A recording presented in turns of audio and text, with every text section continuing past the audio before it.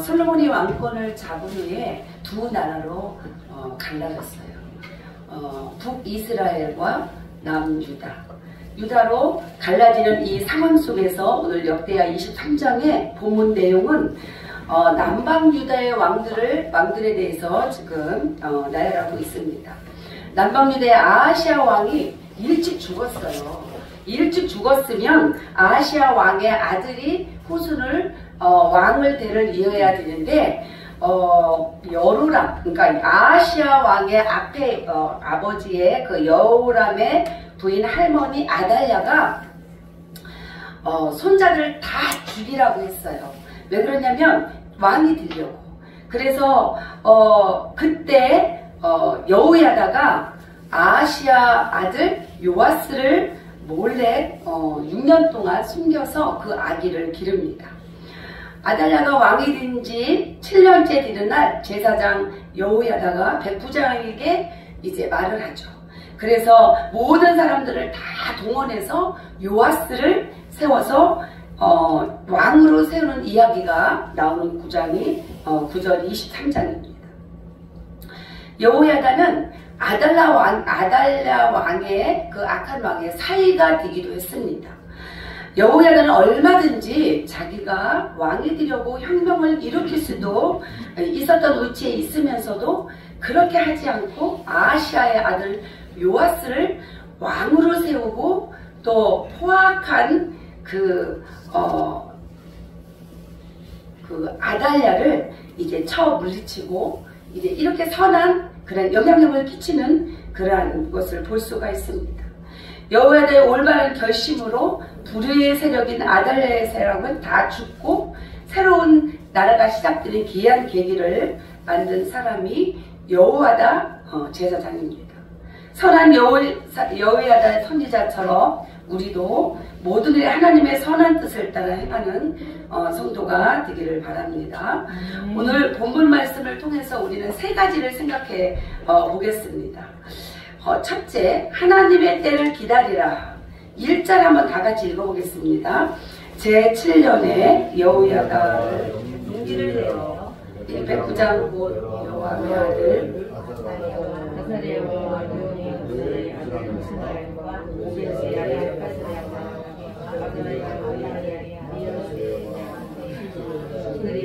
엘리사바 등과 더불어 언약을 세우매 이렇게 말씀하고 있죠.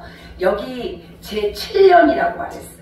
제7년이라는 것은 아주 이제 뒤에 나오겠지만 하나님께서 깊은 뜻이 있습니다. 이렇게 여호야다와 그 아내인 여호세바는요, 그 아하시아 왕의 아들 요아스를 그 깐난 아기를 6년 동안 다 손자를 죽이라고 했는데도 몰래 기르고 있어요. 왜 그러냐면 이 아달랴 왕한테 이걸 걸리면 정말 목숨을 내놓는 그런 위험한 그런 상황입니다. 바로 이 7년이라는 말은 하나님의 때를 말하고 있어요. 하나님이 세우시는 그런 때입니다. 7년의 세력을 내어서 백부장과 5사람을 통해서 오늘 우리가 함께 읽은 말씀처럼 언약을 세우고 모든 레위 사람과 이스라엘 족장들을 다 모으고 또 회중들도 모아서 이제 설득시키죠. 그래서 잘못된 정권을 잡고 있는 아달랴를 몰아내고 올바르게 만들려고 한 사람이 여호야다였습니다. 제가 이 말씀을 준비하면서 우리가 지금 현실이 사회가 지금 그렇잖아요. 근데 왜 이런 말씀을 제가 보게 되었고 왜 이렇게 했는지는 저도 잘 모르겠습니다. 그렇지만 하나님께서는 잘못된 정권을 이제 이렇게 성경 속에서도 어떠한 선한 영향력을 끼치는 사람을 통해서 몰아내는 것을 볼 수가 있습니다. 이렇게 여호야다는 죽음을 무릅쓰고 큰 결심을 한 겁니다. 어떤 결심이냐면 하나님의 때까지 기다려서 하나님의 선한 뜻을 제7년에 시작한 것입니다. 사실 우리 모습은 어떻습니까? 어떤 일을 하면 우리는 조급이 나서 내가 편하고 또 좋을 때, 내가 원할 때 빨리 하고 있지는 않습니까? 우리는 빨리빨리에 아주 익숙되어 있습니다. 그래서 세계 어느 나라 가도 제가 동남아 쪽은 거의 선교를 갔는데요. 우리가 딱 가면은 그 사람들이 빨리 이래요. 그런 것처럼 우리는 빨리빨리 너무 익숙해졌어요. 이런 점이 좋은 점도 있지만 반면에 급하게 서두르다 보면 여러 가지 부작용과 또 부정이 나오는 것이 우리의 현실입니다. 그래서 그런 부정적인 것들이 좋은 것들을 상쇄해 버리기도 하고 버리고 나쁘게 작용하고 있다는 것입니다. 그리고 모든 일은 때가 있습니다.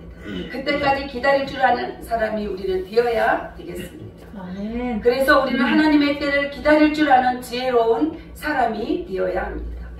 왜냐하면 모든 일은 내가 원하는 때에 그 일이 이루어지는 것이 아니고 하나님의 때가 이루어지기 때문입니다.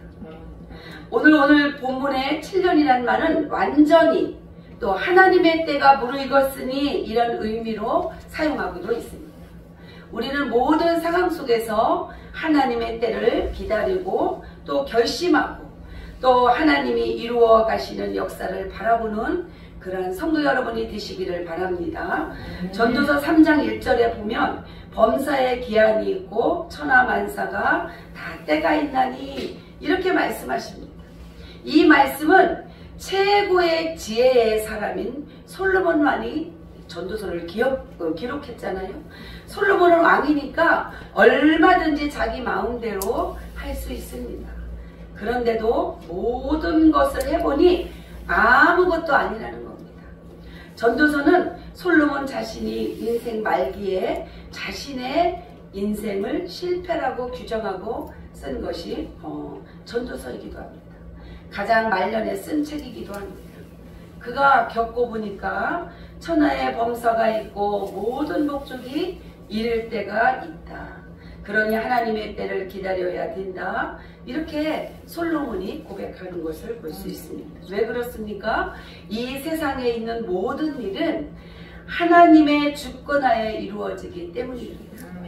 그런데 우리가 하나님의 손안에 있으면서도 하나님의 때를 기다리지 못하고 또 하나님의 뜻을 따라가지 못하고 또 내 때를 바라보면서 무엇인가 이루어 보려고 할 때가 너무 많이 있지는 않습니까? 이제는 날마다 우리의 모든 삶 속에서 하나님의 때를 기다리는 것을 통해서 하나님이 하시는 놀라운 역사를 경험하며 주님의 기쁘신 뜻대로 행하는 저와 여러분이 다 되시기를 바랍니다. 두 번째로 하나님의 제일 주의로 살라. 제일 주의로 살라. 11절 한번 다 같이 읽겠습니다. 무리가 왕자를 인도에 내어 면류관을 씌우며 율법쟁을 주고 세워 왕으로 삼을세 여호야다와 그의 아들들이 그에게 기름을 붓고 이르기를 왕이여 만세수를 누리소서 하니라. 아멘. 지금 여호야다가 백부장 5명을 통해서 많은 사람들을 모이게 하고 또 레위 사람 입법할 자와 또 출범할 자를 다 모아서 그 위치에 지키라고 했습니다. 제사장 여호야다가 그 명령한 그러한 대로 준행하여 호위하고 있는 그 11절을 보니까 왕자를 인도하여 내서 면류관을 씌우고 왕을 삼아서 기름을 붓고 왕 만세를 불렀습니다. 지금 이 왕이 몇 세입니까? 7살밖에 안 되었어요. 7살 왕이 무엇 하겠습니까? 여호야다가 마음만 먹으면 이 7살 왕짜리 왕을 물러내고 자기가 왕이 될 수도 있습니다.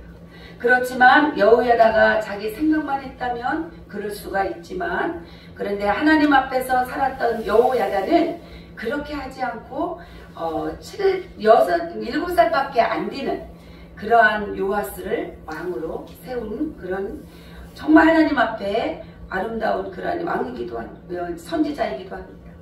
내가 왕이 되겠다고 하지 않고 왕이 될 만한 사람을 왕 삼았다는 것입니다. 요아스는 아하시아 왕의 아들로서 다윗의 왕조를 잇는 그러한 선한 왕이 되었다고 우리가 이후에 역대 이후에 보면 기록되어 있습니다. 여호야다는 자신은 제사장으로서 본분을 다하고 그 다음에 아달랴의 욕심으로 인하여 비극적인 상황을 정리하고 그리고 요아스를 왕으로 세워갑니다. 얼마나 힘들었겠습니까? 이 악한 아달랴의 왕이 이 나라를 다스릴 때 얼마나 그 국민들이 힘들고 하나님 뜻대로 살지 않는 그런 모습을 보면서 하나님께서는 이렇게 7년이라는 세월을 기다리게 하시고 이렇게 여호야다를 통해서 요아스를 왕으로 세워갑니다. 우리도 마찬가지입니다. 나의 신분과 내가 무엇을 해야 되는지를 우리는 알아야 됩니다. 하나님 제일주의로 살아갈 때에 우리가 그 여호야다가 하나님의 뜻을 안 것처럼 우리도 하나님의 뜻을 알아집니다. 그런데 그렇게 하지 않고 내가 무엇이 되려고 하면 그것이 우리는 하나님의 뜻이 보이지 않는다는 겁니다. 그래서 내가 잘 되겠다 하여 무리수를 두게 하고 그리고 하나님 앞에서 악을 행하게 되는 것이 우리의 모습들입니다. 우리는 언제나 하나님 앞에서 선한 영향력을 드러낼 때 우리를 저지르지 않게 됩니다. 그래서 우리는 항상 하나님 제일주의로 행하는 충성된 그러한 복된 성도가 되어지기를 바랍니다. 고린도전서 10장 31절에 보니까 그런즉 너희가 무엇을 마시든지 무엇을 하든지 다 하나님의 영광을 위하여 하라 그랬습니다. 모든 일에 하나님 제일주의로 하라는 겁니다. 여러분 저도 정말 잘 지키지 못하고 살아가고 있어요. 우리의 편안함, 안일함 그런 것 때문에 정말 하나님의 가슴을 아프게 하는 우리의 모습들을 우리는 늘 지켜봐야 됩니다. 그것이 어떤 모습에서 나오느냐면 말씀과 동행하는 자가 되어야 돼요. 말씀과 동행하지 않으면 하루도 우리는 하나님의 뜻대로 살 수가 없어요. 저 역시 그렇습니다. 그래서 저도 올해는 3독을 목표를 두고 지금 성경을 읽고 있습니다. 우리는 1독을 읽고 있잖아요. 근데 저는 3독을 읽는데 올해는 너무너무 은혜가 되고 있어요. 그래서 결심이 반을 다 이루어진 것 같아요. 그래서 저는 말씀을 통해서 이제 올 한 해는 더 말씀을 깊이 알고 이렇게 말씀을 알므로써 나의 삶을 다시 한번 하나님께 내려놓을 때에 하나님께서는 우리의 삶을 책임져 주신다는 거예요. 우리가 무거운 짐을 다 내려놓고 하나님 앞에 온전히 설 때에 하나님은 나의 삶을 책임져 주신다는 거예요. 그래서 여러분들께서도 이러한 삶을 올 25년도에는 경험하며 감사하며 나가는 여러분 되시기를 간절히 바랍니다. 암디바는 버나모 교회의 충성된 증인이라고 요한계시록 2장에 보니까 나옵니다. 버가모 교회는 사단의 권저가 있는 곳이기도 하고 또 이렇게 발람의 교훈을 받고 또 니골라당에 소속되어 있는 그러한 곳입니다. 그러나 이 니골라당은요 이단이에요. 이단.